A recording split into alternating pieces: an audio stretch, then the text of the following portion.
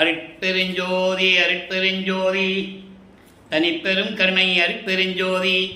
எல்லா உயிர்களும் இன்புற்று வாழ்க, வள்ளல் மலரடி வாழ்க வாழ்க, கொல்லா விரதம் குவளையெல்லாம் ஓங்குக, நல்லோர் நினைத்த நலம் பெறுக, நன்றி நினைத்த எல்லோரும் வாழ்க இசைந்து.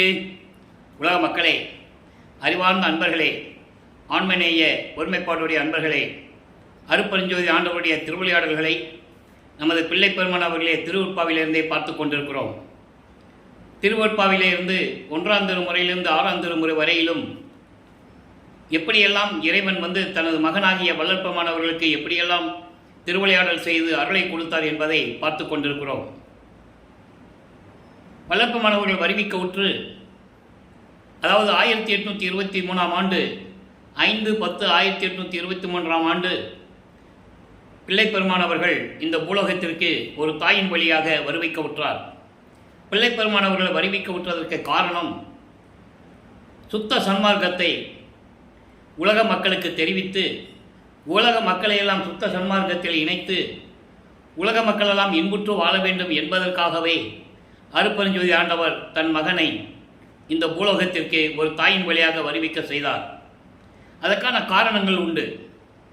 இந்த பிரபஞ்சம் தோன்றிய காலத்திலிருந்தே தோன்றிய யுகங்கள், அதாவது பிரபஞ்சத்திலே உலகங்களை படைத்து அந்த உலகத்தை ஆளக்கூடிய தலைவர்களை, பதத்தலைவர்களை படைத்து பிரம்மன், திருமால், ருத்திரன், மகேஸ்வரன், சதாசிவம் போன்ற பதத்தலைவர்களை படைத்து அவர்களுக்கு தேவையான தொழிலையும் கொடுத்து 5 தொழில்கள், படைத்தல், காத்தல், அழித்தல், மறைத்தல், அருளல் போன்ற 5 தொழில்களையும் கொடுத்து அவர்களை இயக்க செய்தார்கள்.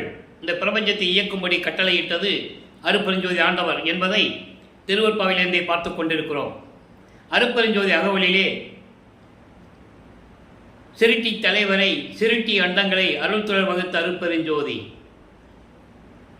அதே போல காக்கும் தலைவரை, காக்கும் அண்டங்களை ஆவகை அமைத்த அருட்பெருஞ்சோதி, இப்படி 5 பதத்தலைவர்களுக்கும் எப்படியெல்லாம் அருளை கொடுத்தார் என்பதையும் அவங்களை படைத்து அதுக்கு தொழிலை கொடுத்து அவங்களுக்கு தேவையான உலகங்களை படைத்து அருளாட்சி செய்ய வேண்டும் என்று கட்டளையிட்டவர் அருட்பெருஞ்சோதி ஆண்டவர் என்பதை திருவற்பாவிலே நாம் பார்த்து கொண்டிருக்கிறோம். ஆக இப்படியெல்லாம் பதத்தலைவர்களை படைத்து அவர்களுக்கு தொழிலையும் கொடுத்து இந்த 4 யுகங்களிலுமே அவர்கள் அருளாட்சி செய்து கொண்டிருக்கும் போது சமயங்களும் மதங்களும் மார்க்கங்களும் உருவாகிவிட்டன. சமயங்கள் என்பது சைவம், வைஷ்ணவம், கௌபாரம், காணபத்தியம், சௌரம், சாதகம், இப்படி பல சமயங்கள் உருவாகின. அதே போல் மார்க்கங்களும் உருவாகிவிட்டன. கலங்க மார்க்கம், திராவக மார்க்கம், நவநீத மார்க்கம், பஸ்வ மார்க்கம், இது அந்த 4 யுகங்களிலுமே வந்தது. அதே போல் அதன் பிறகு தாசமார்க்கம், சர்புத்திர மார்க்கம், சக மார்க்கம், சமய மார்க்கம் என்ற மார்க்கங்கள் உருவாகிவிட்டன. இப்போ இந்த யுகங்கள் அழியும் போது இந்த படைத்த சமயங்களும் மதங்களும் மார்க்கங்களும் முடிவடைந்து விட்டன. அப்போ புதிதாக தோன்றிக்கூடிய யுகத்தில் இப்போ நம்ம ஒளி யுகத்தில் இருந்து கொண்டிருக்கிறோம். இதற்கு பெயர் சதுர்யுகம் என்று கூறுவார்கள். இந்த சதுர்யுகத்திலே வாழ்கின்ற மக்களுக்கு ஒரு ஆன்மீக மார்க்கம் வேண்டும். அந்த மார்க்கம் சமரசமாக இருக்க வேண்டும். உலகத்தில் இருக்கின்ற அத்தனை மக்களும் அனைவரும் ஏற்றுக்கொள்ளக்கூடிய மார்க்கமாக இருக்க வேண்டும். அதே போன்ற மதங்களும் தோன்றிவிட்டன. மதங்கள் தோன்றும் போது கிறிஸ்தவம், இஸ்லாமியம், பௌத்தம், சமணம், யூத மதம், பாசிசம், இப்படி பல மதங்களும் தோன்றிவிட்டன. ஆக இதில் தோன்றிய இந்த சமயங்களும் மார்க்கங்களும் மதங்களும் தோன்றிவிட்ட தலைவர்கள் அவர்கள் கருத்துக்கு ஏற்றபடி தலைவர்களை உருவாக்கி அவங்களை உருவமாக்கி அந்த உருவங்களுக்கு ஏற்றபடி ஆலயங்களை அமைத்து அதற்கேற்றபடி வழிபாட்டு முறைகளை அமைத்து மக்களை வழிபட செய்து விட்டார்கள். அதை காலங்காலமாக பின்பற்றி கொண்டு மக்கள் வழிபட்டு கொண்டிருக்கிறார்கள். இது அனைவருக்கும் தெரிந்தது. அப்போ புது யுகத்தில் சுத்த சன்மார்க்கத்தில் எப்படியெல்லாம் மக்கள் இருக்க வேண்டும் என்ற நிலையை உலக மக்களுக்கு அறிவிக்க வேண்டும் என்ற நிலையில் நமது பிள்ளை பெருமான் அவர்கள் வருவிக்க உற்றார்கள் ஒரு தாயின் வழியாக. அருட்பெருஞ்சாண்டவர் இந்த திருவிளையாடலை 1823ஆம் ஆண்டு தொடங்கி 30/1/1874 இரவு 12 மணி வரையிலும் 51 ஆண்டுகள் இந்த திருவிளையாடல்களை நடத்தி கொண்டிருக்கிறார். இந்த 51 ஆண்டுகளையும் 8 ஆண்டுகளாக பிரித்து தன் மகனுக்கு அந்தந்த காலகட்டங்களில் எப்படியெல்லாம் தன் மகனை ஆட்கொண்டு அருளை கொடுத்தார் என்பதையும், அதே போன்று தனது மகனை சமயங்களிலும் மதங்களிலும் மார்க்கங்களிலும் சொல்லப்பட்ட நெறிமுறைகளை பின்பற்றி கொண்டு நமச்சிவாயா, சிவாய நம, ஓம் சிவாயா, சிவசிவா என்று மந்திரங்களை சொல்லி எப்படியெல்லாம் சிவபெருமானை வழிபட்டார் என்றும், அதன் பிறகு சுத்த சன்மார்க்கத்தை பெற்ற பிறகு இதெல்லாம் தேவையில்லை சுத்த சன்மார்க்கத்திற்கு என்ற நிலையில் அருட்பெருஞ்சோதி ஆண்டவர்தான் இறைவன், ஒரே இறைவன், மக்களுக்கு தேவையான மார்க்கம் ஒரே மார்க்கம், சமரச சுத்த சன்மார்க்கம் என்ற நிலையை உலக மக்களுக்கு எப்படி தெரிவித்தார் என்பதற்காகவும் தன் மகனை வருவிக்க செய்தார். இதையெல்லாம் நாம் திருவருட்பாவிலிருந்தே பார்த்து கொண்டிருக்கிறோம். அப்படி தனது மகனை ஒரு தாயின் வழியாக வருவிக்க செய்யும்போது, ஒரு தாயின் கருவறையிலே இருக்கும்போது இறைவனுடைய திருவிளையாடல் எப்படியெல்லாம் நடந்தது என்பதை நாம் ஏற்கனவே தெளிவாக பார்த்துவிட்டோம். மக்களே, நான் கூறுவது ஏற்கனவே நான் கூறியது போல இங்கு கூறப்படுகின்ற விளக்கங்கள் எல்லாமே பாடல்களுடைய விளக்கங்கள் எல்லாமே திருவருட்பாவிலே கூறப்பட்ட உண்மைகள் என்பதை நான் மறுபடியும் நினைவு கூற விரும்புகிறேன். ஏனால் இது கதை அல்ல, கற்பனை அல்ல. பாடல்களில் திருவருட்பாவிலே இருக்கின்ற 5987 பாடல்களுடைய விளக்கங்களை தினமும் ஒவ்வொரு பாடலின் மூலமாக, அந்த விளக்கத்தின் மூலமாக இறைவனுடைய திருவிளையாடல் எப்படியெல்லாம் நடக்கிறது என்பதை தான் பார்த்து கொண்டிருக்கிறோம். அப்போ ஒரு தாயின் கருவறையிலே இருக்கும்போது தனது மகன் அந்த கருவறை இருட்டாகி இருக்கின்றது என்று கூறும்போது தனது மகனுக்கு கருவறையிலே ஒளி காட்டியதையும் வெளிச்சத்தை காட்டியதையும், மகன் பசிக்கிறதே என்று கூறும்போது தனது மகனுக்கு அருளமுதம் ஊட்டியதையும், உடம்பெல்லாம் புழுக்கமாக இருக்கிறதே காற்று வரவில்லையே தந்தையை என்று கூறும்போது தனது மகனுக்கு தென்றல் காற்று, அதாவது அமுத காற்று வீசியதையும் நாம் திருவருட்பாவிலிருந்து வளர்ப்பமான் கூறியதையெல்லாம் விளக்கமாக பார்த்துவிட்டோம். அதன் பிறகு இந்த பூலோக மண்ணுலகை தொடும்போது எப்படியெல்லாம் வானவர்கள் வந்து வாழ்த்தினார்கள் என்பதையும், அதன் பிறகு 5 மாத குழந்தையாக இருக்கும்போது சிதம்பரத்திலே தன் மகனுக்கு சிதம்பர ரகசியத்தை காட்டியதையும், சிதம்பர ரகசியம் என்பது வெளியாக காட்டியது தன் மகனுக்கு. யாருமே அந்த மாதிரி ஒரு இறைவனுடைய நிலையை யாருமே இந்த பிரபஞ்சத்தில் பார்த்ததில்லை. அதே போன்று அருட்பெருஞ்சோதி ஆண்டவருடைய அடியையும் முடியையும் யாரும் இதுவரையிலும் பார்த்ததில்லை. இந்த நிலையை திருவருட்பாவில் இருக்கின்ற பாடலின் மூலமாக நாம் ஏற்கனவே விளக்கமாக பார்த்துவிட்டோம். அதன் பிறகு ராமையா பிள்ளை அவர்கள் இறந்த பிறகு நமது பிள்ளை பெருமான்கள் வருவிக்க இடம் மருதூர் என்ற ஒரு கிராமம். சிதம்பரம் அருகிலே மருதூர் என்ற கிராமத்திலே சைவ குலத்தில் இருந்த ராமையா பிள்ளை சின்னையம்மை அவர்களின் உறவு முறையிலே வருவிக்க உற்றார். உலகியலுக்கு அவருடைய மகன் என்று கூறுவார்கள். ஆனால் வல்லற்பமானவர்கள் இறைவனுடைய மகன் என்பதை ஒவ்வொரு பாடலிலும் பார்த்துக்கிட்டு இருக்கிறோம். ஏன்னா திருவிளையாடல் அப்படிதான் நடக்கும். இறைவன் இந்த பூலோகத்தில் ஒரு காரியத்தை நிகழ்த்த வேண்டும் என்றால் ஒரு காரணம் இருக்கும், அதற்கான காரியங்களும் நடக்கும். அதான் காரண காரியங்கள் என்று கூறுவார் வல்லற்பமானவர்கள். அப்படி இருக்கும்போது இறைவன் நினைத்தால் ஒரு மகனை எப்படி வேணாலும் வருவிக்க செய்ய முடியும். அதற்கான 5 விதிமுறைகளை கூறுகிறார். இறைவன் தன்னுடைய காரியத்தை நிறைவேற்றுவதற்காக திருவிளையாடல் செய்ய வேண்டும் என்று நினைத்தால் ஒரு ஆணையோ பெண்ணையோ எப்படி வேணாலும் வருவிக்க செய்யலாம். கண் பார்வையினாலும் வாக்காலும் உலகியலிலே இருக்கின்றவர்கள் உடலுறவு செய்கின்ற முறையினாலும் இறைவன் தன்னுடைய நினைவை தான் எண்ணியதை நிறைவேற்றிக் கொள்ள முடியும். அந்த வகையிலே வல்லப்பமானவர்கள் உலக இயலுக்காக வருவிக்க உற்றவர். காரணம், இந்த 51 ஆண்டுகளையும் 1823ஆம் ஆண்டு தொடங்கிய திருவிளையாடல் 30/1/1874 இரவு 12 வரை நடக்கின்ற இந்த 51 ஆண்டுகளையும் தனது மகன் இந்த உலகியலிலே இருக்க வேண்டும், உலக நடைமுறையிலே இருக்க வேண்டும். அவன் இந்த சமயங்களையும் மதங்களையும் மார்க்கங்களுடைய நெறிகளை பின்பற்றி கொண்டு இருக்க வேண்டும். அதன் பிறகு தனது மகனுக்கு சுத்த சன்மார்க்கத்தை கொடுத்து அதெல்லாம் தேவையில்லை என்று உலக மக்களுக்கு சொல்ல வைக்க வேண்டும். இதுதான் கான்செப்ட். அப்போ இந்த நிலையில் வல்லப்பமானவர்கள் வருவிக்க உற்றார்கள். வருவிக்க உற்ற நிலையிலே 1ஆம் ஆண்டிலிருந்து 8 ஆண்டுகள் வரையிலும் அதாவது முதல் 8, 6 8ல் இது முதல் 8. எந்த நிலையிலும் அவருக்கு தெரியாது எதற்காக இந்த உலகத்திலே பிறந்தோம் என்று கூட அவருக்கு தெரியாது. அப்போ பிறந்தோம் என்று தான் அவர் நினைப்பார். வருவிக்க உற்றவர் என்று அவருக்கே தெரியாது. இறைவனால் வருவிக்க உற்றவர் என்று தெரியாது. கருவறையிலே திருவிளையாடல் நடந்ததையும் சிதம்பரத்திலே நடந்த திருவிளையாடலையும் தனக்கு பெயர் வைக்கும்போது மொட்டை போட்டு பேர் வச்ச திருவிளையாடலையும் அப்போ பின்னால் தான் அவர் சொல்லுவார். முதல்ல அவருக்கு தெரியாது. அப்போ அது மறைப்பு நிலையில் இருக்கிறது.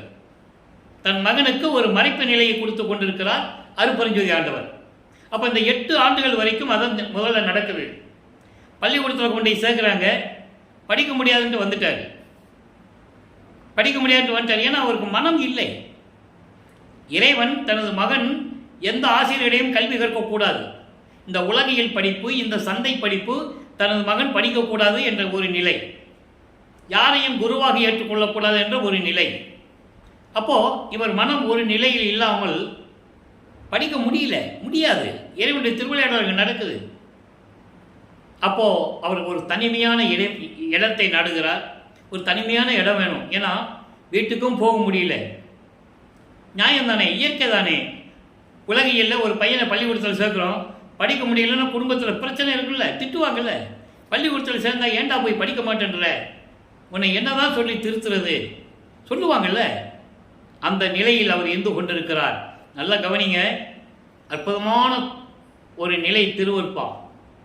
இறைவனுடைய திருவிளையாடலை நேரடியாக கண்கொள்ளா காட்சியாக அறிவிப்பது திருவருட்பா என்பதை நீங்கள் புரிந்து கொள்ள வேண்டும். புராணங்களிலும் காவியங்களிலும் எத்தனையோ திருவிளையாடல்களை சொன்னார்கள். ஆனால் திருவருட்பாவை யாரும் பேசியதில்லை. இப்போ அந்த நிலையில் இருக்கும்போது 2வது 8 தொடங்குகிறது. அதாவது 9வது ஆண்டில் முதல் 8 ஆண்டுகளில் ஒன்றுமே இல்லை. அவரே பெரிய நமது குழந்தை இறைவன் வல்லப்பெருமானவர்கள் அவரே ஒரு நிலையில் இல்லாமல் குழம்பி போயிருக்கிறார். வீட்டுக்கு வந்தால் பிரச்சனை, வெளியிலும் பிரச்சனை. பார்க்குறவங்களாம் கேட்குறாங்க, ஏப்பா இந்த வயசில் பள்ளிக்கூடத்தில் போய் ஏதாவது பாடசாலையில் போய் படிக்கலாம்ல, அப்படிலாம் அவர் கேட்பாங்கல்ல. இந்த நிலையில் இருக்கும்போது 9வது ஆண்டிலே தனிமையாக ஒரு அறையிலே இருக்கும்போது இறைவன் காட்சி கொடுக்கிறார். நல்லா கவனிக்கணும். நீ மகனே, நீ என் மகன், என்னால் வருவிக்க உற்றவன் நீ. காரியங்கள் எல்லாம் உனக்கு முன்பருவம் பின்பருவம் காட்டி அருள் செய்வேன், இப்போ ஞானத்தை பெற்றுக்கொள் என்று சொல்லி மறைந்து விடுகிறார்.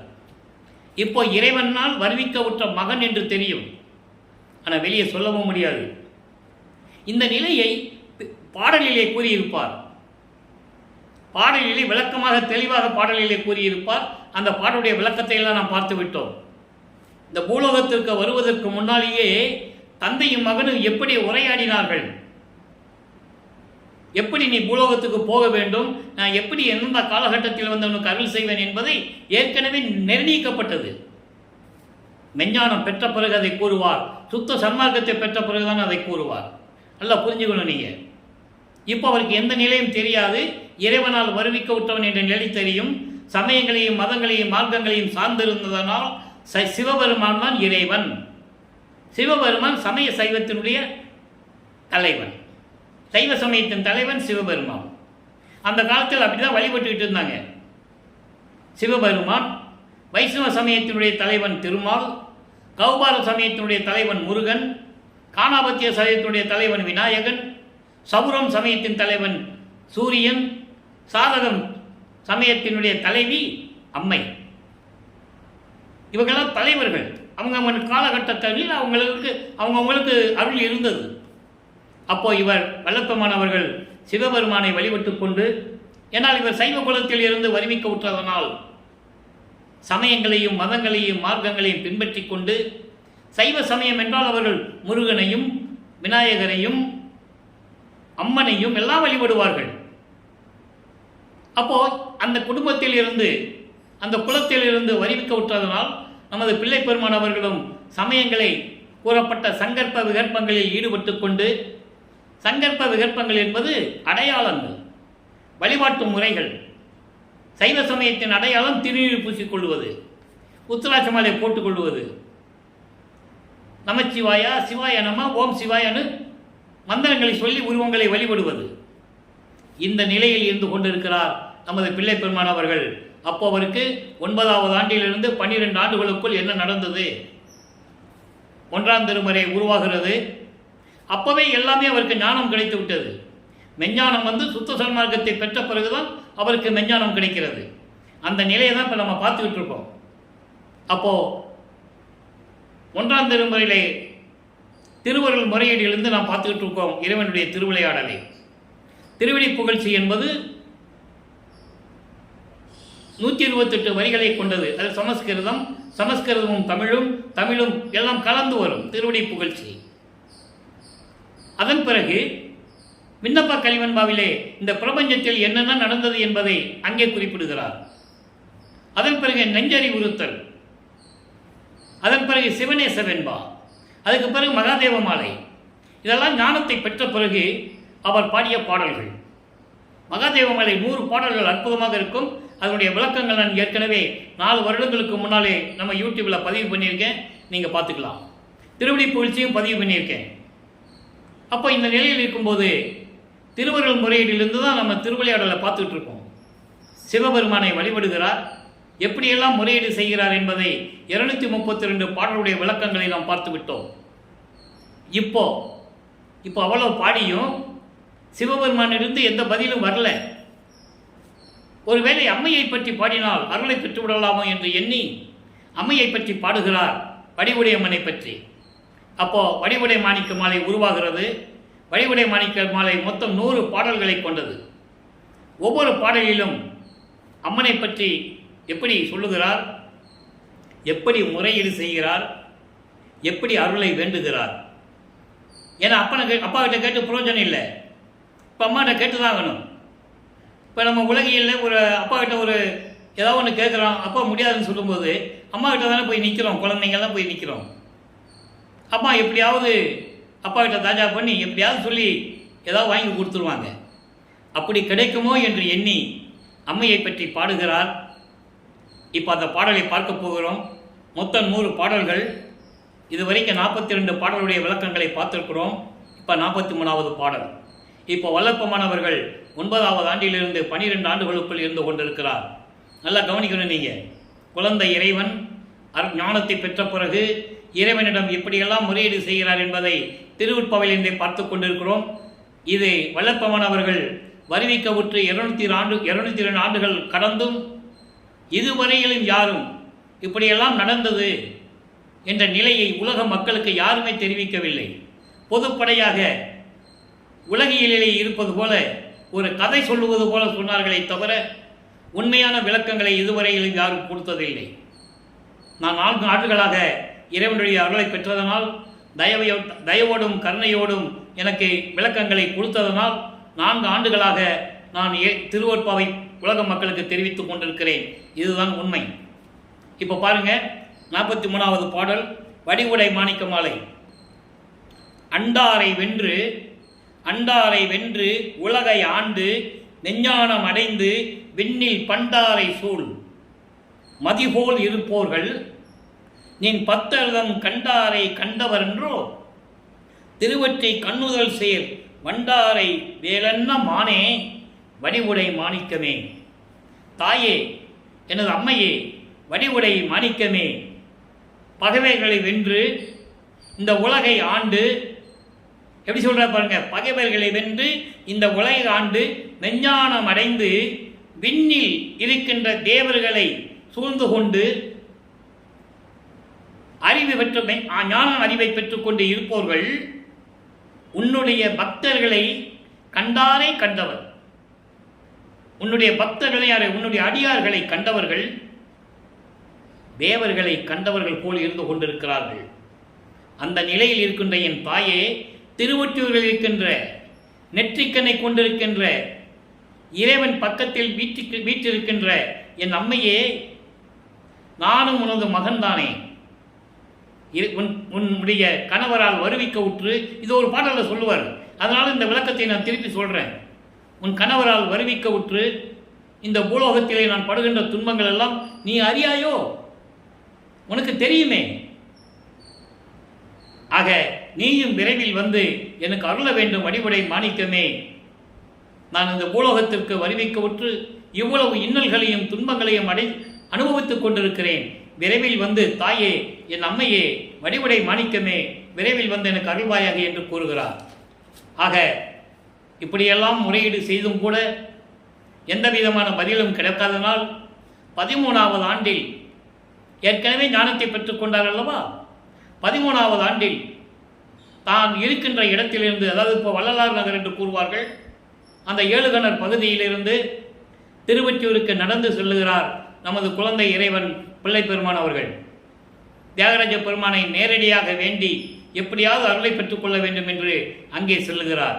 இப்போ வல்லப்பெருமான் அவர்கள் 9வது ஆண்டிலிருந்து 16 ஆண்டுகளுக்குள் இருந்து கொண்டிருக்கிறார்.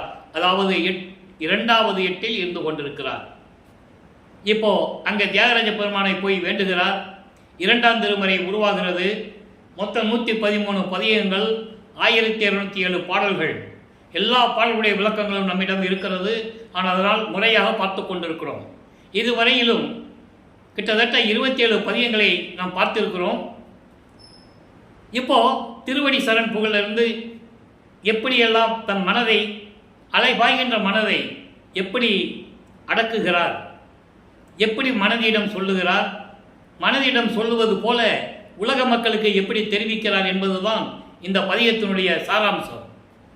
இப்போ அங்கே போய் சிவபெருமானை பற்றி பாடுகிறார். ஏற்கனவே 25 பதியங்கள் நாம் பார்த்த விளக்கங்களின் ஒரு சுருக்கம் விரிவாக நாம் ஏற்கனவே பார்த்து விட்டோம்.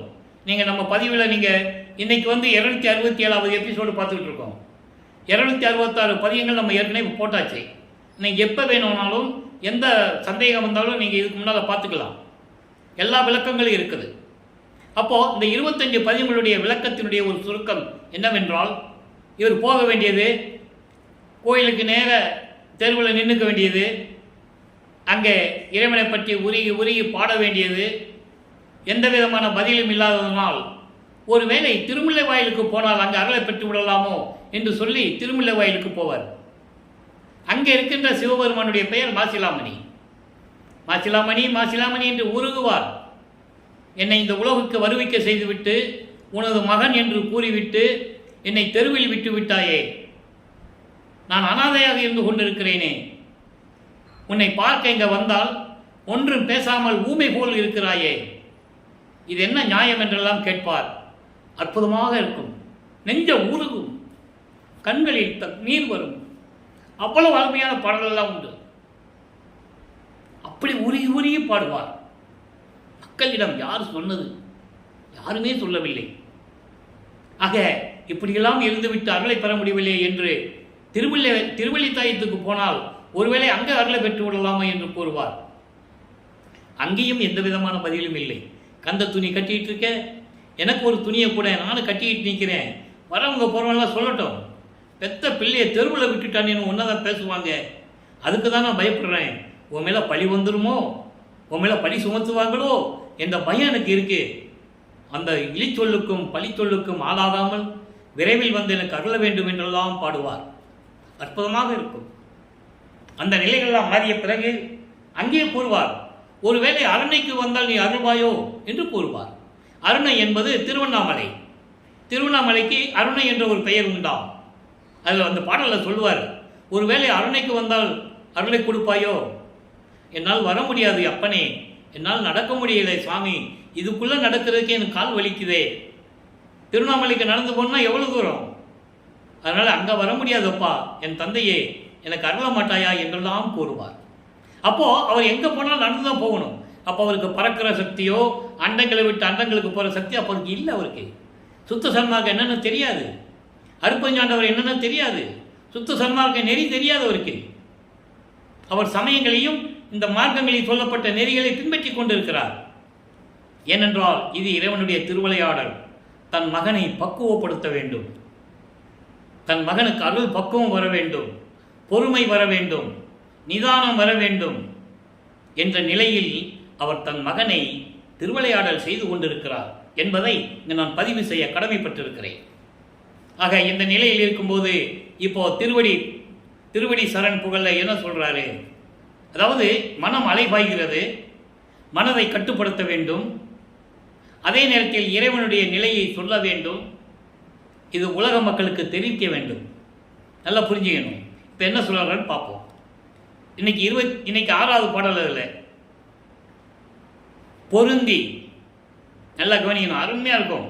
பொருந்தி ஈனர் உள் புகுந்து வீண்காலம் போக்கி நின்றனை. யாரை சொல்கிறாரு? மனதை சொல்கிறார். ஏன்னா மனதை தூண்டி விட்டார் அருப்பஞ்சாண்டவர். என் மகனை திருவொற்றியூருக்கு கூட்டு போன்னு தூண்டி விட்டார். அப்போ மனம் அலைபாய்கிறது. மனம் ஒரு இடத்தில் இருக்காது. மனம் ஒரு குரங்கு என்று சொல்லுவார், தாவி தாவி போகிறது என்று சொல்லுவார். அப்போ அந்த மனதை கட்டுப்படுத்த வேண்டும்.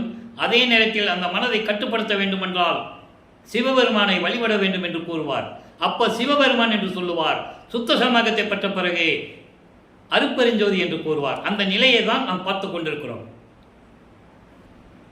பொருந்தி ஈனர் உள் புகுந்து வீண்காலம் போக்கி நின்றனை. போனது போக, போனதெல்லாம் போட்டோம். வருந்தி இன்னும் இங்கு உழன்றிடேல் நெஞ்சே வாழ்க வாழ்க நீ வருதி என்னுடனே. இந்த 4 வரிக்கு முதல்ல விளக்கம். அதாவது தீயவர்களோடு சேர்ந்து அவங்க உள்ளத்தில் போய் புகுந்துக்கிட்டு வம்பு வேலையெல்லாம் செய்து வீணாக காலத்தை போக்கி நின்று கொண்டிருந்தாய். உன் காலமே வீணா போச்சு மனமே. என் நெஞ்சே போனது போகட்டும் வருந்தாதே, போனது போகட்டும் வருந்தாதே. ஏன் போனதை வச்சே நீ நினச்சிக்கிட்டு இருந்து என்ன பிரயோஜனம்? ஏன் துன்பப்பட்டு கொண்டிருக்கிறாய்? மனமே, இனிமேல் உனக்கு நல்ல காலம் வந்து விட்டது. வாழ்க வாழ்க நீ என்னுடன் வா அப்படின்னு கூப்பிட்றாரு. எங்கே கூப்பிட்றாரு? திருவொற்றியூருக்கு கூப்பிட்றாரு. இப்போ திருவொற்றியூருக்கு போன பிறகு என்ன நடந்தது? திருந்தி நின்ற நம் மூவர்தம் பதிக செய்ய தீந்தமிழ் தேரல் உண்டு அருளை தரும் தென் ஒற்றியூர் வாழும் நம் செல்வ தந்தையார் அடி சரண் புகழாமே. திருந்தி நின்ற நம் மூவர்த்தம் அப்படின்னா இறைவனால் அருளை பெற்றுக்கொண்டு பாடல்களை பாடினார்களே 3 பேர், நாவுக்கரசர், சம்பந்தர், சுந்தரர். இந்த 3 பேரும் பதிகங்கள் பாடினார்களே, அந்த பாடலை கேட்டு தேன் உண்டது போல மகிழ்ந்து கொண்டிருக்கின்ற திருவொற்றியூரிலே இருக்கின்ற இறைவனுடைய இடத்துக்கு போய் அந்த இறைவனை வணங்கி அவனுடைய திருவடிக்கு நாம் சரணடையலாமே. ஆக இறைவனை பற்றியும் சொல்லிட்டாரு. அதற்கு முன்னால் சைவ நெறியை பரப்பியவர்களை பற்றியும் சொல்லிட்டார். பாருங்க எவ்வளவு அற்புதமாக இருக்கு பாருங்க பாடல்ல. ஏன்னா அவர்கள் ஏற்கனவே சைவ நெறியை பரப்பியவர்கள். அந்த காலகட்டத்தில் சமணர்கள், பௌத்தர்கள் எல்லாம் சேர்ந்து சைவ சமயத்தை சேர்ந்தவர்களை தீயிட்டு கொளித்து கொண்டிருந்தார்கள். சமணர்கள் பௌத்தர்களை கொளுத்துவார்கள், பௌத்தர்கள் சமணர்களை சண்டையிடுவார்கள். இவர்களெல்லாம் சேர்ந்து சைவ நெறியை சேர்ந்தவர்களை எல்லாம் துன்புறுத்துவார்கள். அப்படி துன்புறுத்தப்பட்டவர் தான் திருநாவுக்கரசர். சமண மதத்திலே இருந்தவர் சைவ நெறிக்கு மாறியதனால் திருநாவுக்கரசரை கல்லிலே கட்டி கடலிலே தூக்கி எறிந்து விட்டார்கள். அதனால்தான் சிவபெருமான் அப்பரை காப்பாற்றி கொண்டு வந்தார். அவன் பெயர் அதற்கு முன்னால் கஜேந்திரன் என்ற பெயர். கஜேந்திரன் சமண மதத்தில் இருக்கும்போது கஜேந்திரன் என்ற பெயர். அவரை தான் கல்லில் கட்டி கடலில் போட்டாங்க. அவர் கடலில் இருந்து கொண்டு வந்ததால் அவருக்கு பெயர் அப்பர் என்று ஏற்பட்டது. அப்பர் என்பது தத்துவம், அப்பு தத்துவத்தை கொண்டவர். அப்பு என்பது நீர். அப்பு தத்துவத்தை கொண்டதனால் அவர் திருநாவுக்கரசர் என்ற பெயர். அதனால்தான் இறுதி காலகட்டத்தில் அவர் தண்ணீரில் கலந்தார், சம்பந்தன் தீயில் கலந்தார். நல்லா கவனிச்சிக்கணும். அவர் கல்யாணம் முடிக்கும் போது நெருப்பிலே கலந்தார். சிவபெருமானை வேண்ட நாங்கள் எல்லாம் இந்த தீப்பிழம்பிலே கலந்து கொள்ளுகிறோம், உன்னுடைய திருவடியை அடைந்து விடுகிறோம் என்று சொல்ல சிவபெருமான் சரி என்று பெரிய தீம்பிழம்பை உருவாக்கி கொடுக்க எல்லாருமே அதில் போய் கலந்துட்டாங்க. சரியா? அதே மாதிரி சுந்தரனும் ஆலயத்துக்கு சென்றான். பல அதாவது என்ன சொல்றதுன்னா, இறைவனிடம் தண்டனை பெற்று கண் குருடனாகி அதுக்கப்புறம் எப்படியோ ஒரு கண்ணை பெற்றுக்கொண்டு எப்படியோ போய் சேர்ந்துட்டார்.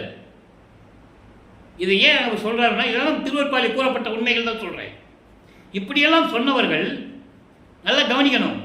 சம்பந்தரை சைவ நெறியில் இருந்து இறைவன் ஆற்றலை பெற்றுக்கொண்டு அருளை பெற்றுக்கொண்டு தீயில் மறைந்து எல்லாமே போய் இறைவனுடைய திருவடியை சேர்ந்து விட்டார்கள். அதே நேரத்தில் நல்லா கவனிக்கணும், இறைவனுடைய மகன் வள்ளற்பெருமான் மகன் இந்த பூலோகத்திற்கு வருவிக்க உற்று இறுதியாக இறைவனோட கலந்து கொண்டார். இறைவன் தான் வந்து கலந்து கொண்டார். அப்படி சொல்லியிருக்கணும். ரூமுக்குள்ளே போனார், கதவை சாத்தினார், மறைஞ்சிட்டார். அப்படியா சொல்றது? இறைவனாகிவிட்டார் என்று சொல்லி இருக்க வேண்டும். மறைந்து விட்டார் என்று சொன்னதனால்தான் பல யூகங்கள் உருவாகிவிட்டன.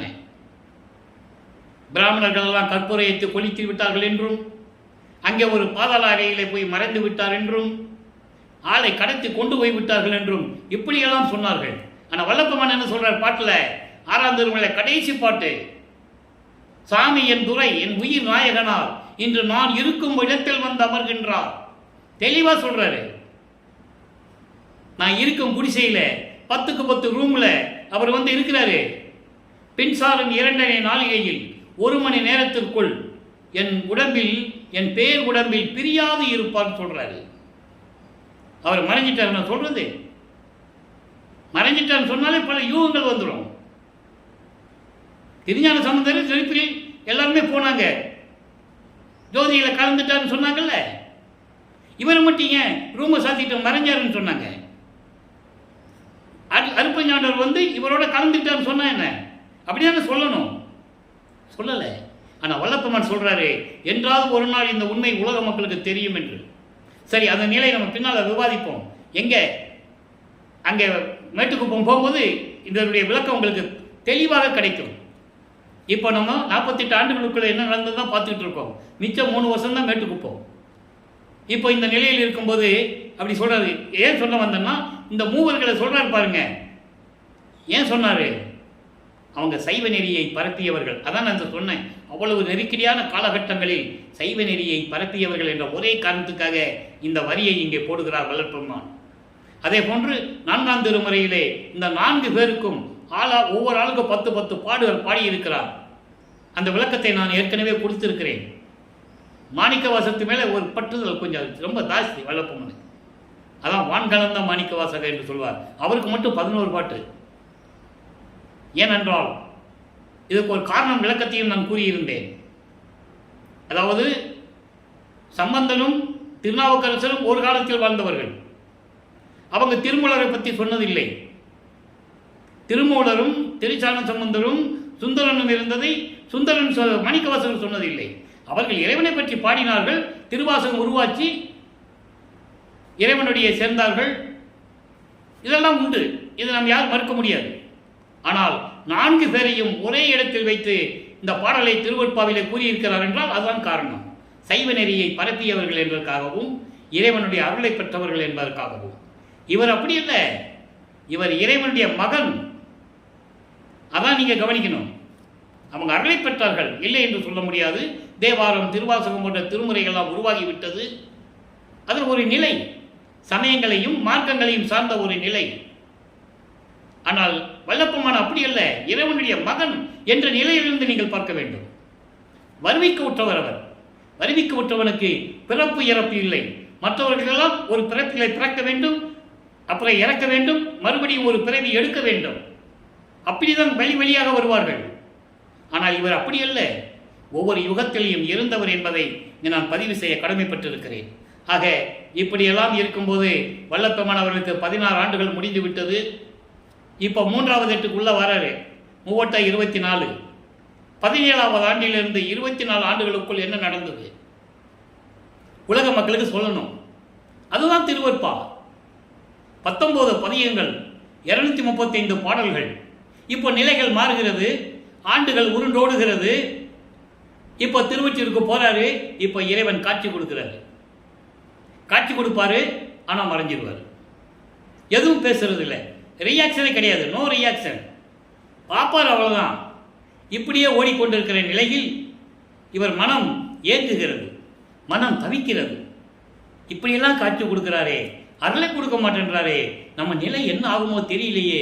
எதுக்காக இந்த பூலோகத்துக்கு நம்ம வந்தோம், ஏன் பிறந்தோம், எதுக்கு நமக்கு வருவிக்க விட்டாரு, அவர் வேற 9 வயசுல சொல்லிட்டு போயிட்டாரு, என்ன பண்றது ஏது பண்றது நமக்கு தெரியாம.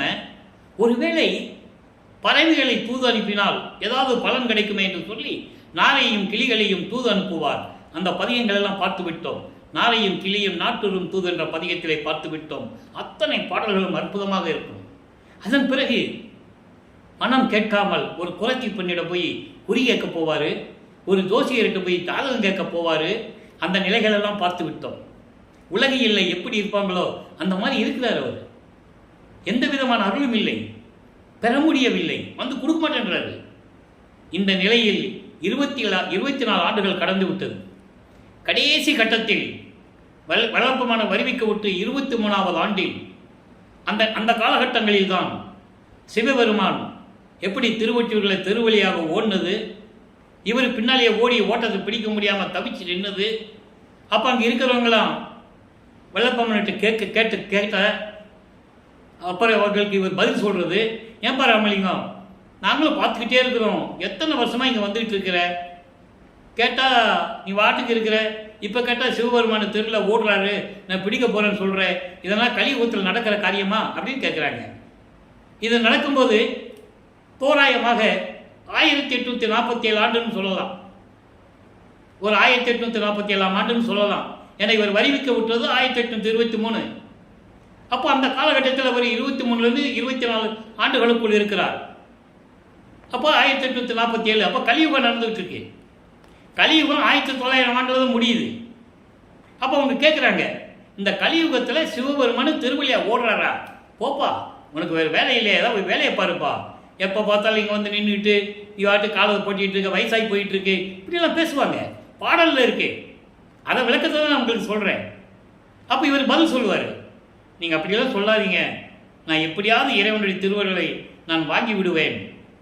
நீங்கள் என்ன சொன்னாலும் சரி, நீங்கள் என்ன சொல்கிறீங்க, சோத்துக்கு இல்லை பிச்சை எடுக்கிறான்னு சொல்கிறீங்க, அவனுக்கு இருக்க இடையில்லாமல் சுடுகாட்டில் போய் படுத்துருக்கிறான்னு சொல்கிறீங்க, கழுத்தில் பாம்பு வேற வச்சிருக்கிறான்னு சொல்கிறீங்க, அவனை போய் கட்டுப்பிடிச்சா பாம்பு கொத்துன்னு வேற சொல்கிறீங்க.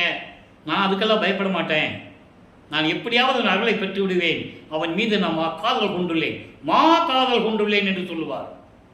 அளவில்லாத காதல், அதுக்கு ஈடு இணையும் இல்லை.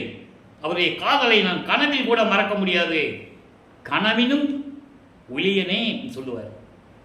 அற்புதமான பாடல்களை எல்லாம் பார்த்து விட்டோம். நெஞ்சம் உருகும், கண்களில் அப்படியே தாரத்தாரையா தண்ணி வரும். அவ்வளவு பாடல்கள், அவ்வளவு விளக்கங்கள். எனக்கு அப்படி விளக்கத்தை கொடுத்ததனால் இவ்வளவு ரசனையோடு என்னால் சொல்ல முடிகிறது. ஆக இப்படியே இருந்து 24 ஆண்டுகள் முடிந்து விட்டது. 24 ஆண்டுகள் முடிந்து விட்டது. 3/8 முடிந்து விட்டது. இப்போ 4வது 8 அடியெடுத்து வைக்கிறார். 25வது ஆண்டிலிருந்து 32 ஆண்டுகளுக்குள் என்ன நடந்தது? 4ஆம் திருமறை உருவாகிறது. 8 பதிகங்கள், 197 பாடல்கள். அதான் நான் சொன்னேன், பின்னால் இருக்கின்ற 4 பதிகங்கள் அந்த 4 சமய குறவர்களை பற்றி பாடியது. ஆக இந்த 197 பாடல்களிலும் என்னெல்லாம் நடந்தது என்பதை திருவருட்பா பாடல்களின் மூலமாக நாம் ஏற்கனவே விளக்கமாக பார்த்து விட்டோம். இப்போ என்ன பண்ணுறாரு? 27வது ஆண்டில் அவருக்கு திருமண ஏற்பாடு நடக்கிறது. அது எப்படி நடந்தது என்பதை பூர்வீகத்திலிருந்து நான் விளக்கம் கொடுத்து விட்டேன். ஏன்னால் நனக்கோடி அம்மையாருக்கு இவர் தாலி கட்டி தான் ஆகணும். அதற்காகவே அந்த அம்மா இவர் வருவிக்கு விட்ட குடும்பத்தில் வந்து பிறக்கிறாங்க. இது இறைவனுடைய திருவிளையாடல். இவர் தாலி கட்டினாதான் அந்த அம்மாவுடைய கர்ம வினைகள்லாம் நீங்கும், மோட்சம் கிடைக்கும் அந்த அம்மாவுக்கு. அப்படி ஒரு நிலையில தான் அந்த அம்மாவும் அந்த குடும்பத்தில் வந்து பிறக்கிறாங்க என்பதை தெளிவாக பாடல் இருக்கிறது. அந்த பாடலுடைய விளக்கத்தை நம்ம பார்த்து விட்டோம். ஆக திருமண ஏற்பாடுகள் நடந்து கொண்டிருக்கிறது. அப்படியே பார்க்குறாரு கூட்டத்தில், அவங்க அப்பா அம்மையும் வரல, அப்பா அருப்பெருஞ்சாண்டவரும் அம்மா சிவகாமி வழி வரல. மனம் ஏங்குகிறது. ஏன்னா அங்கே தேவர்கள்லாம் உட்கார்ந்துருக்காங்க, மனிதர்கள் கண்களுக்கு தெரியாது. இவருக்கு பார்க்குறாரு, இப்போ இவருக்கு அந்த நிலை உருவாகிவிட்டது. இப்போ சுத்த சன்மார்க்கம் இருக்குது தெரியும், அருப்பெருஞ்சோதி ஆண்டவர் தான் இறைவன் தெரியும். இது வரைக்கும் நமக்கு கொடுத்தது, காட்சி அளித்ததெல்லாம் சிவபெருமான் ரூபத்தில் தான் வந்து இவர் இத்தனையும் பண்ணியிருக்கிறாரு, இது இறைவனுடைய திருவிளையாடல்னு அவருக்கு தெரியும். நல்லா புரிஞ்சுக்கணும். இப்போ சமயங்கள் மதங்களை விட்டுட்டா அதுக்கப்புறம் அருப்பெருஞ்சோதி ஆண்டவர் தான். புரியுதா உங்களுக்கு? இந்த நிலையில் இருக்கும்போது அங்கே பிரம்மன், திருமால், ருத்திரன் போன்ற பதத்தலைவர்கள், வானவர்கள், ரிஷிகள், முனிவர்கள், சத்தர்கள், தேவர் கூட்டத்தை சேர்ந்த 18 கூட்டத்தை சேர்ந்த தேவர்கள் அங்கே இருக்கிறாங்க. வாழ்த்துவதற்கு, மணமக்களை வாழ்த்துவதற்கு இவர் திருமாங்கல்யம் பூட்டி தாலி கட்டி அந்த அம்மாவுக்கு மோட்ச வீட்டை காட்டி விமோசனத்தை கொடுக்கிறார். தாலி கட்டணும்னு அந்த அம்மாவுக்கு தெரியும், பூர்வ ஜென்ம நினைவு வந்துடும், கொஞ்ச நேரம்தான், அப்புறம் மறைப்பு நிலை ஏற்படும். நல்லா புரிஞ்சுக்கணும். அதனால தான் அந்த அம்மா சொல்கிறது, இவர் வெண்ணாடை போட்ட பிறகு அவரை ஒன்றும் பண்ணாதீங்க, அவருடைய நிலையை நான் அறிந்து விட்டேன், அவர் மனம் போல இருக்கட்டும் சொன்னது அதனால தான். உண்மையை அந்தமாவும் சொல்ல முடியாது, இவர் இறைவன் என்ற உண்மையை அந்தமாவில் சொல்ல முடியாது. காலத்தின் கட்டாயம், இறைவனுடைய கட்டளை. ஏன் சொல்கிறாருன்னா, இது ஏன் சொல்கிறோம்னா பாட்டில் இருக்கு, இரு நிலத்து போல் வேடங்கட்டி இருத்திக்கலோன்னு சொல்லுவார். யார்? அருப்பஞ்சாண்டவர் மகன்கிட்ட. இந்த பூலோகத்துக்கு விண்ணோகத்துக்கு நீ வேஷம் மட்டும் தான் போடணும், நீ யார் என்ற உண்மையை யார்ட்டையும் சொல்லக்கூடாது, நான் ஒரு காலத்தில் உனக்கு தெரிவிப்பேன் என்று சொல்லுவார். அதனால எல்லாருக்குமே தெரியும், அந்த அம்மாவுக்கு தெரியும், இவருக்கும் தெரியும். அப்போ இந்த நிலையில் இருக்கும்போது அன்று இரவு தன் மகனை, அதாவது மணமக்களை வாழ்த்துவதற்கு எப்படி அருப்பஞ்சாண்டவரும் சிவகாமி வெள்ளியும் 2 குதிரை மாட்டின தேரில் வந்து எப்படி வாழ்த்தினார்கள் என்பதை 6ஆம் திருமுறையில் கூறுவர்.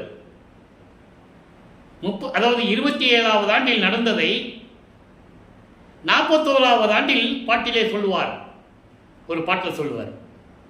நீங்கள் அதெல்லாம் புரிஞ்சுக்கணும். அப்போ இந்த நிலையெல்லாம் முடிந்த பிறகு இப்போ வெள்ளாடை அணிந்து தாப்பா போட்டார் கதவை, இனிமேல் எங்கேயும் போகிறதில்லை, சுத்த சன்மார்க்கத்தை வாங்க போகணும், இனிமேல் எங்கேயும் போகக்கூடாதுன்னு உறுதியாக விடாப்பிடியாக கதவை பூட்டிட்டார். பூட்டி தாப்பா போட்டார். இறைவனுக்கு தெரிந்து விட்டது, விண்ணுலகத்திலிருந்து பூலகத்துக்கு வரார். தனது தந்தை கால் வலிக்க தெருவிலே நடந்து வந்து என் தெருக்கதவை திறந்து எப்படியெல்லாம் அருளை கொடுத்தார் என்பதை 100 பாடல்கள் இருக்கின்ற விளக்கத்தை நாம் பார்த்து விட்டோம். அதன் பிறகு பிரசாத மாலையை தனியாக பார்த்தோம். இனிமேல் உனக்கு திருநீர் தேவையில்லை மகனே, சுத்த சன்மார்க்கத்தை பெற்று விட்டாய். அதாவது தரப்போறாரு, அந்த நிலையை சொல்றாரு. பிரவண தேகம், சுத்த தேகம், ஞான தேகத்தை எப்படி பெற்றுக்கொண்டார் என்பதை எல்லாருக்கும் திருநீர் கொடுத்துட்டு வருவார். அவங்களுக்கு தெரியாது இது இறைவன். இவரும் போய் திருநீர் கேட்குற மாதிரி கையை நீட்டுவார். மகனிடம் அப்படி சிரிச்சுக்கிட்டே சொல்லுவாராம். பாட்டில் இருக்கு, பிரசாத மாலையில் பார்த்துட்டோம். அதை சிரிச்சுக்கிட்டே சொல்லுவாராம், தேவையில்லை மகனே, உனக்கு தான் பிரவண தேகம் கொடுத்துட்டனே. பிரவண தேகம் என்பது திருநீர் மனம் பூசக்கூடிய, திருநீர் மனம் வீசக்கூடிய ஒரு தேகம். இனிமேல் உனக்கு இது தேவையில்லை, இந்தா சுத்த தேகத்தை பெற்றுக்கொள், பிரவண தேகத்தை பெற்றுக்கொள், ஞான தேகத்தை பெற்றுக்கொள், தத்துவங்களை வென்று நீ வா, அது பிறகு 5 பூதங்களை வென்று வா, அண்டங்களை வென்று வா, மரணமில்லா பேர்வாழ்வை எப்படி இருக்கணும், இப்படியெல்லாம் சொல்லி அருளை கொடுத்துருவார். அது பிரசாத மாலையில் பார்த்துட்டோம். இப்போ பத்தி மாலையில் பார்க்குறோம். மிச்சம் இருக்கிறது என்னது? ஏமசித்தியை வாங்கணும்.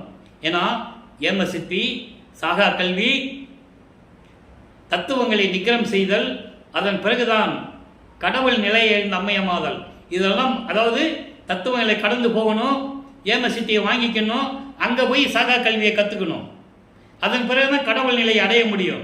அப்படிங்கும்போது அங்கே சுத்த சன்மார்க்கம் வந்துடும் உள்ள. நல்லா கவனிச்சுக்கிட்டே வாங்க. இப்போ பத்தி மாலையில் என்ன சொல்கிறாருன்னு பார்ப்போம். பத்தி மாலையில் இன்னைக்கு 8வது பாடல். இப்போ வல்லப்பெருமானுக்கு சுத்த சன்மார்க்கம் இருக்கிறது தெரியும், அருப்பஞ்சு ஆட்டவர் தான் தெரியும்.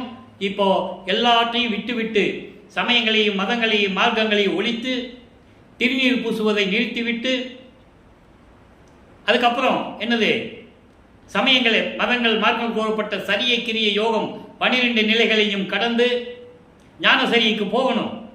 ஞானசரியை நம்ம மேட்டுக்குப்பம் போகும்போது தான் பார்க்க போகிறோம். அது நிலுவையில் இருக்கிறது. ஞானசரியை, பேருபதேசம், சுத்த சன்மார்க்க கொடி கட்டி அந்த கொடிப்பாட்டு, அந்த விளக்கங்கள்லாம் நம்ம அங்கே மேட்டுக்குப்பம் போகும்போது பார்க்க போகிறோம். இப்போது என்ன நடக்குது மட்டும் நம்ம பார்த்துட்டு வரோம். நல்லா கவனிங்க.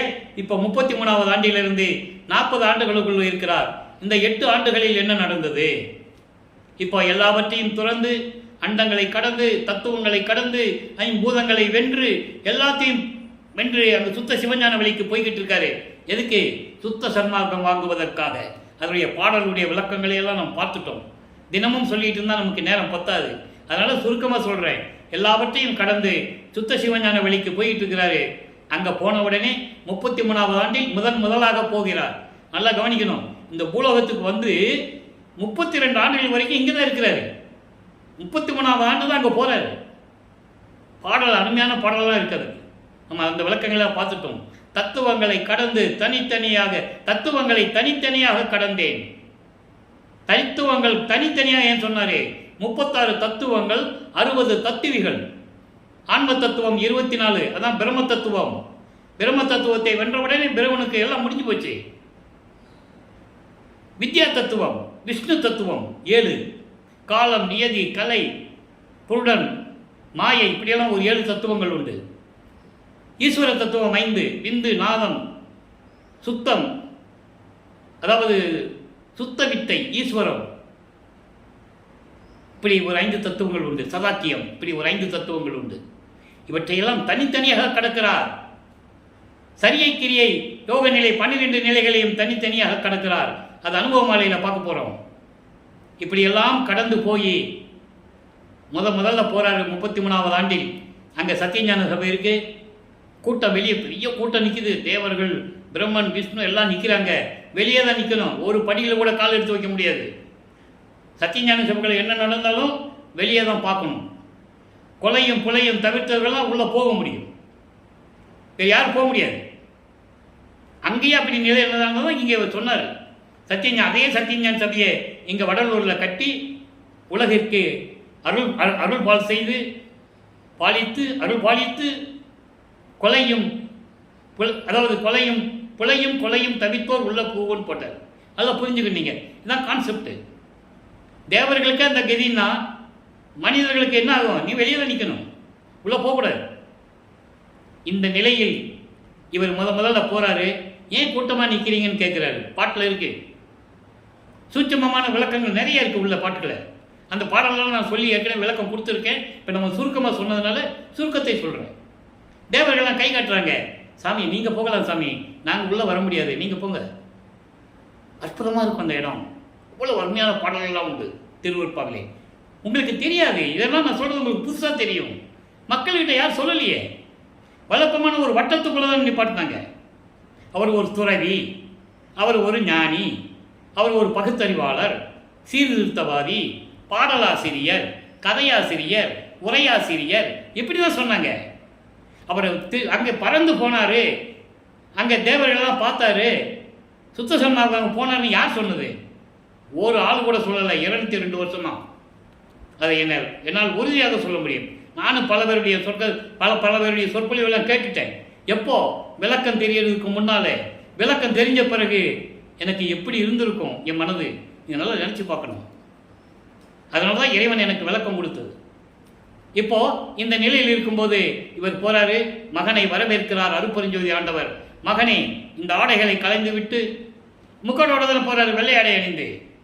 அவர் வானத்தில் பறக்க போகும்போது எல்லாம் பார்க்குறாங்க. ஒவ்வொரு உலகத்தில் இருக்கிறவங்களும். எத்தனை உலகங்கள் இருக்கு தெரியுமா? 7 உலகங்கள்னு சொல்லுவார். 40, அதாவது உலகங்கள் நிறைய இருக்கு. நடமாடக்கூடிய உலகங்கள் 49 இருக்கு.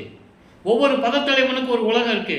பிரம்மலோகம், விஷ்ணுக்கு ஒரு உலகம், ருத்திரனுக்கு 1, சத்தியலோகம், இந்திரலோகம், இப்படி நிறைய உலகங்கள் இருக்கு. இப்படி ஒவ்வொருத்தங்களுக்கும் ஒரு உலகத்தை எல்லாம் பார்க்குறாங்க. என்ன ஒரு ஆள் வேறு முக்காடு போட்டு பறந்து போயிட்டு இருக்கிறாரு. அப்போ எல்லாரும் அங்கே போய் சேர்ந்துருவாங்கல்ல. அப்போ ஒரே கூட்டமாக இருக்குது. திருவிழா போல பூண்டு இருக்கிறதங்க. மகனை வரவழைத்து புனித நீராடி மங்கள கோலத்துடன் வருவாயாக. புத்தாடை அணிந்து அணிகளை அணிந்து வர மகனே, உனக்கு மணிமுகுடம் சூட்ட வேண்டும். 2.5 நாளிகைக்குள் அது நடக்க வேண்டும் என்று கூறுகிறார். பாடல்கள் உண்டு. அந்த பாடலுடைய விளக்கத்தை அத்தனையும் நாம் பார்த்துட்டோம். இப்போ வல்லப்பமன் அவர்கள் 5வது ஏட்டை முடிக்கிறார். 40 ஆண்டுகளுக்குள் இதெல்லாம் நடக்குது. சுத்த சன்மார்க்கத்தை தன் மகனிடம் கொடுத்து, மகனே இனிமேல் இது உன்மார்க்கம். அப்போ அது வரைக்கும் சுத்த சன்மார்க்கத்தை அவர் தான் வச்சிருக்கிறார். அதுக்கப்புறம் தான் இவர் இங்கே சுத்த சன்மார்க்கத்தை உலக மக்களுக்கு அறிவித்தது. நல்லா புரிஞ்சுக்கணும். நீங்கள் அங்கே அப்பா கிட்ட வாங்கிட்டு வந்துட்டு தான் இங்கே அறிவிக்கிறார். அப்போ தான் என் மார்க்கம் என்று கூறுகிறார். அவங்க அப்பா இது உன் மார்க்கம் என்று சொன்ன பிறகு இங்கே என் மார்க்கம் என்று கூறுகிறார். அதை நீங்கள் நல்லா புரிஞ்சுக்கணும். அப்போ சாகா கல்வியை அங்கேயே கற்றுக் கொடுக்கிறார். தேவர்கள் எல்லாம் பார்த்து கொண்டிருக்கிறார்கள் கடும் கோபத்துடன். இதை மெய்யருள் வியப்பிலே நாம் பார்த்து விட்டோம். நாகாதிபனும் நாராயணனும் நான்முகனும் நறுமுறுமெனவே தெல்ல அமுதம் அளித்தாய் நானும் உண்டு துண்ணவே. சாகா கலையை பயிற்று தந்த தயவை சாற்றலுக்கரிது. தெளிவாக சொல்லுவார். அப்போ இந்த பிரபஞ்சத்திலேயே சாகா கல்வியை கற்றவர் ஒருவர் தான், வல்லப்பெருமானவர். அது தன் தந்தையிடம் கற்றுக்கொண்டது. எல்லாமே சொன்னாங்க. முருகன் சிவபெருமானுக்கு உபதேசம் பண்ணாருன்னு உண்மை சொன்னார்கள். மக்களுக்கு தெரிந்தது. இது சொல்லவில்லை, மக்களுக்கு தெரியவில்லை. அதுதான் உண்மை. சொல்லி இருந்தால் இந்நேரம் சுத்த சன்மார்க்கம் உலகிலே விளங்கி இருக்கும். எல்லார்கிட்டையும் போய் சேர்ந்திருக்கும், மறைத்து விட்டார்கள் என்பதை என்னால் ஆணித்தரமாக சொல்ல முடியும். அப்போ இந்த நிலையில் இருக்கும்போது மறுபடியும் பூலோகத்திற்கு வருகிறார். வரும்போதே கருங்குழியிலே அமர்கிறார். கருங்குழியிலே அமர்வதற்கு காரணம் ஏற்கனவே செவியில் வந்த செய்திகள் உண்டு. சிதம்பரத்துக்கு போனதாகவும், அவர் நேரம் அங்கே தான் போகிறார் சிதம்பரத்துக்கு. நல்லா புரிஞ்சுக்கணும், அவர் வரும்போதே பார்த்துட்டு இருக்காருல்ல, அங்கே பரசுராமன் இருக்கணும், கருங்குழியில் அந்த வீட்டு உரிமையாளர் அங்கே இருக்கணும், இவர் போய் அங்கே நிற்கணும், பரசுராமன் சொல்லணும், நீங்கள் உங்கள் வீட்டில் வச்சுக்காங்கன்னு சொல்லணும், அப்போ இந்த வீட்டுக்கு வரணும். இது இறைவனுடைய திருவிளையாடல். நல்லா புரிஞ்சுக்கணும் நீங்கள், அந்த திருவிளையாடல் படி தான் நடக்குது. அப்போ இவர் கருங்குழிக்கு வராரு. கருங்குழியிலே 9 ஆண்டுகள் இருக்கிறார். தான் இருந்த இடத்திற்கு ஒரு பெயர் நிலைக்க வேண்டும் என்பதற்காக தண்ணீரால் விளக்கரித்த இல்லம் என்று ஒரு பெயர் ஏற்படுகிறது. அது நிறைய, அதுக்குள்ளேயே திருவிளையாடல் இருக்கு. அப்போது இவர் கருங்குழியில் இருக்கும்போது எல்லா அருளையும் பெற்றுக்கொண்டவர் வளர்ப்பமா. 3 தான் இல்லை. அருப்பெருஞ்சோதியை வாங்கணும், திருவருள் செங்கோலாட்சியை வாங்கணும், அருப்பெருஞ்சாண்டவர் மகனோட 2.5 கலந்துக்கணும். இந்த 3 நடந்தது தான் மேட்டுக்குப்போம். பேருபதேசம் நடந்தது, கொடி கட்டினதெல்லாம் மேட்டுக்குப்போம். அதை நம்ம பின்னால் பார்க்க போகிறோம் அந்த விளக்கத்தை. இப்போ தந்தையும் மகனும் எப்படி உரையாடினார்கள். அருப்பெருஞ்சாண்டவர் மகனை அப்பாவை கூப்பிடுவார், அவர் வருவார். ஏனென்றால் ஜீவகாருண்ய ஒழுக்கம் உலகத்திற்கு தெரியப்படுத்த வேண்டும். ஜீவகாருண்ய ஒழுக்கம் தெரியப்படுத்த வேண்டும் என்றால் ஒரு தர்மசாலை வேண்டும் என்ற நிலையில் ஏற்கனவே வல்லப்பம்மன் அவர்கள் பார்வதி மக்களிடம் பேசியபடி அந்த இடத்தை வாங்கி கொண்டு 23/5/1867 ஆண்டு தர்மசாலையை நிறுவுகிறார்கள். தர்மசாலையை நிறுவி அன்றே அணை அடுப்பை மூட்டி உணவை சமைத்து பசியோடு வருகின்றவர்களுக்கு பசியை போக்கிக் கொண்டிருக்கிறார் நமது வல்லப்பம்மன் அவர்கள். அங்கே ஜீவகாருண்ய ஒழுக்கம் உருவாகிறது. ஜீவகாருண்ய ஒழுக்கத்தை பற்றி நம்ம பின்னால் பதிவை பார்க்க போகிறோம். 7 பிரிவுகள்: பசி, பிணி, தாகம், இச்சை, எளிமை, பயம், கொலை. பசியும் கொலையும் பரஜீவகாருண்யம், மீதியெல்லாம் அபரஜீவ வேண்டிய விளக்கத்தை நாம் பின்னால் பார்க்க போகிறோம். இப்போ இந்த நிலையில் இருக்கும்போது 1869 ஆண்டு நீதிமன்றத்திலே என்னென்ன நடந்தது என்பதை விளக்கமாக பார்த்து விட்டோம். இப்போ பாருங்க, அதுக்கப்பிறகு அம்பலவாணர் வருகையிலே எல்லா நிலைகளையும் தெரிய போகுது. அதுக்கு முன்னால் ஏமசித்தியை எப்படி பெற்றார் என்பதை ஒரு சின்ன விளக்கம் பத்தி மாலையிலிருந்து. ஐயா, நின் அருட்பெருமை அருமை ஒன்றும் அறியேன், அறியாத மறுத்த பிழை அத்தனையும் பொறுத்து. எப்போ சமயங்களிலும் மதங்களிலும் மார்க்கங்களில் இருக்கும்போது நான் செய்த தவறுகளை எல்லாம் மன்னித்து திரும்பவும் மெய்யா அன்று என்னை அழைத்து. மெய்யா என்றால் அருட்பெருஞ்சோதி. இப்போதான் சொன்னனே, அருட்பெருஞ்சோதி அப்போ அவருக்கு தெரியும். மெய்யா என்று கூறுகிறார். இங்கே சிவபெருமான் சொல்ல மாட்டார், நமச்சிவாயின்னு சொல்ல மாட்டார். அதனால் நல்லா நீங்கள் மனசில் வச்சுக்கணும். அதெல்லாம் சமயங்களையும் மதங்களையும் சார்ந்தது. அதில் இருந்தார் சொன்னார், வெளியே வந்தார் சொல்ல மாட்டார். அருட்பெருஞ்சோதி சொல்லுவார்.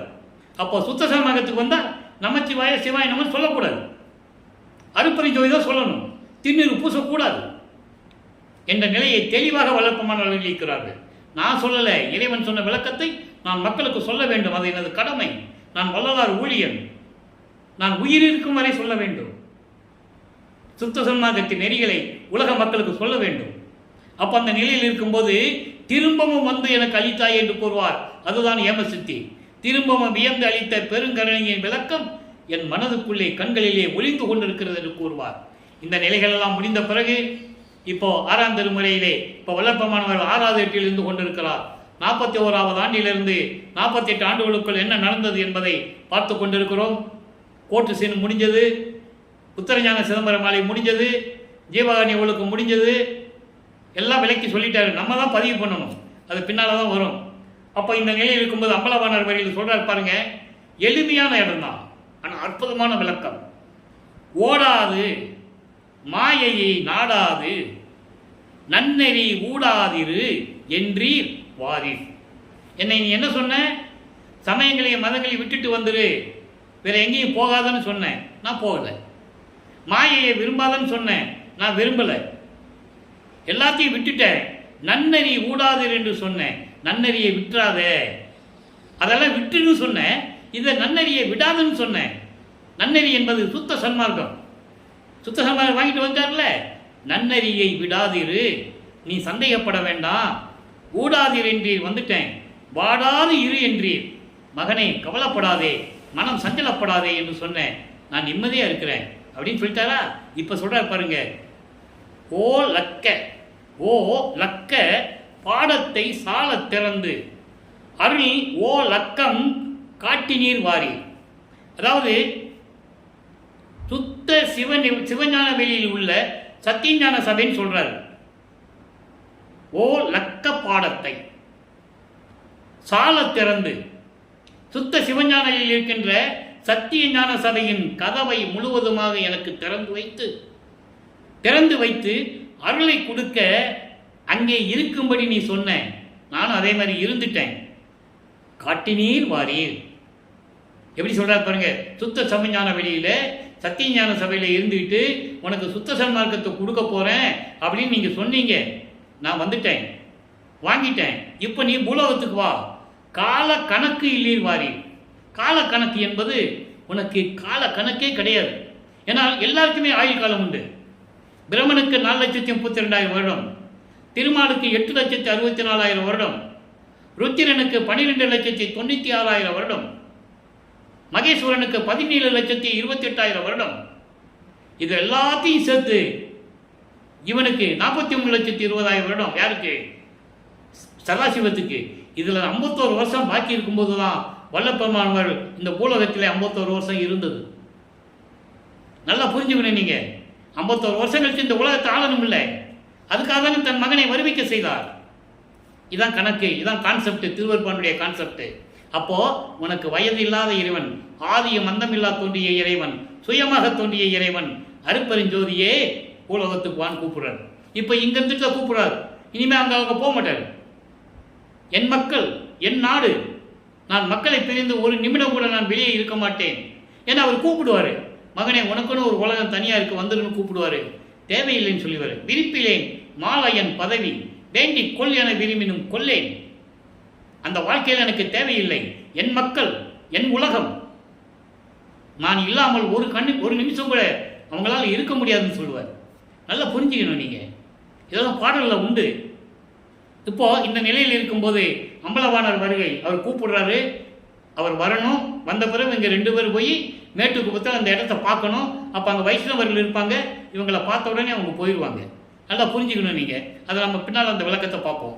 இப்போது அனுபவ மாலையில் என்ன சொல்கிறாரு? அனுபவ மாலை என்பது 100 பாடல்களை கொண்டது. தன்னுடைய அனுபவங்களை மாலையாக தொடுப்பது, பாடல்களாக தொடுப்பது. 100 பாடல்கள். ஒவ்வொரு பாடலிலும் தன்னை அனுபவத்தை கூறுகிறார். இப்போ இதில் என்ன சொல்கிறார்? தன்னை மனைவியாகவும் இறைவனை கணவனாகவும் உள்ளத்தை தோழியாகவும் வர்ணனை செய்து ஒரு தோழியிடம் சொல்லுவது போல உலக மக்களுக்கு சொல்றார். அங்கே சிவபெருமான் சொன்னார்ல, நமச்சிவாயன் சொன்னார்ல, இப்ப என்ன சொல்றாரு? சுத்த சன்மார்க்கத்தை வந்த பிறகு அது இல்லைன்ட்டு, அதனால ஒன்றும் புரோஜனம் இல்லைன்ட்டார். அதெல்லாம் முடிஞ்சு போச்சு. இப்போ அருப்பெருஞ்சாண்டவர் எப்படிப்பட்டவர்? நாதாந்த வரையும் எங்கள் நாயகனார் செங்கோல் நடக்கிறது என்கின்றார். நாதாந்த மட்டுமோ, போதாந்த நிலையும் யோகாந்த நிலையும் புனித கலாந்த நிலையும் புகழ்கின்றார். புகழும் வேதாந்த வெளியும் சித்தாந்த வெளியும் விளங்கும் இவற்று அப்பாலும். நல்லா கவனிங்க, பாடல் உங்களுக்கு புரியாது, விளக்கம் ரொம்ப எளிமையான விளக்கம். அதாவது நாதாந்த வரை, அதாவது 6 அந்தங்கள் உண்டு. கலாந்தம், யோகாந்தம், நாதாந்தம், சித்தாந்தம், போதாந்தம், வேதாந்தம். 6 அந்தங்கள் உண்டு. 6 அந்தங்களை இங்கு சொல்றாரு. இப்படி 6 அந்தங்களையும் கடந்தவர் என்றால் சமயங்களையும் மதங்களையும் மார்க்கங்களையும் கடந்தது. இந்த 6 அந்தங்களும் சமயங்களையும் மதங்களையும் மார்க்கங்களையும் சார்ந்தது. சுத்த சன்மார்க்கத்துக்கு எந்த அந்தமும் கிடையாது. எல்லாத்தையும் கடந்தாதான் சுத்த சன்மார்க்கம். அந்த நிலை இருக்கும்போது சொல்றாங்களா, இங்க இருக்கிறவங்க சொல்றாங்களா, எப்படி? நாதாந்த வரை, நாதாந்த நிலையிலும் எங்கள் நாயனார் செங்கோல் செலுத்துகின்றார் என்று சொல்லுகிறார்கள். அது மட்டுமல்ல, அவங்களுக்கு தெரியாது நாதாந்தத்துக்கு அப்புறம் இருக்குதே வேற நிலைகள். எப்படி? நாதாந்தம் மட்டுமா?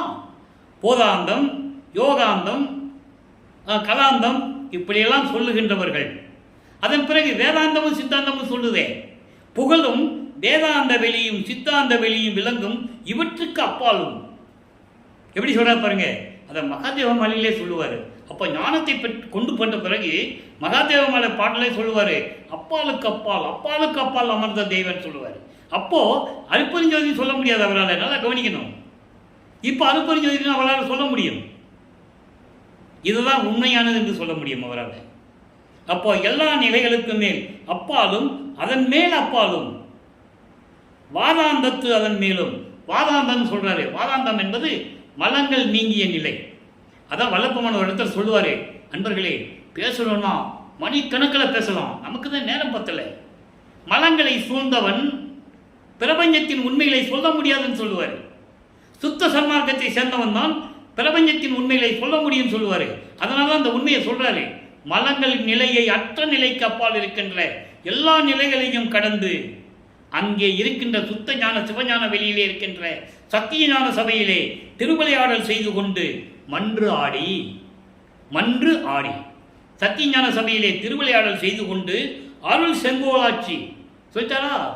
இந்த செங்கோலாட்சியை மகனுக்கு கொடுக்கணும். எங்கே வச்சு கொடுக்குறாரு? மேட்டுக்குப்பத்தில் வச்சு கொடுக்குறாரு.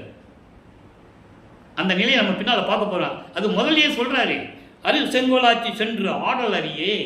அவருடைய திருசெங்கோலாட்சி எப்படியெல்லாம் நடக்கிறது என்பதை உலக மக்களே நீங்கள் தெரிந்து கொள்ளுங்கள். எனவே உலக மக்களே, நீங்கள்லாம் சுத்த சன்மார்க்கத்தில் இணைந்து கொள்ளுங்கள். கொலையும் புலையும் தவிர்த்து அருட்பெருஞ்சோதி அருட்பெருஞ்சோதி தனிப்பெருங்கருணை அருட்பெருஞ்சோதி என்ற மகாமந்திரத்தை மட்டும் சொல்லி சைவ நெறியில் இருந்து கொண்டு ஜோதியை வழிபட்டு இறைவனுடைய அருளையும் செல்வங்களையெல்லாம் பெற்று இந்த வையகத்திலே நீங்கள் வாழ்வாங்க வாழ வேண்டும் என்று இந்த வள்ளலார் ஊழியன் இறைவனுடைய திருவடியை வணங்கி அவருடைய தயவாலையும் கருணையாலையும் கூறி இந்த வள்ளலார் ஊழியன் விடைபெறுகிறேன். மீண்டும் நாளை சந்திப்போம். நன்றி, வணக்கம். அருட்பெருஞ்சோதி அருட்பெருஞ்சோதி தனிப்பெருங்கருணை அருட்பெருஞ்சோதி. நாளையும் இறைவனுடைய திருவிளையாடல் தொடரும். கண்டு மகிழ்ந்து இறைவனர்களை பெற்றுக்கொள்ளுங்கள்.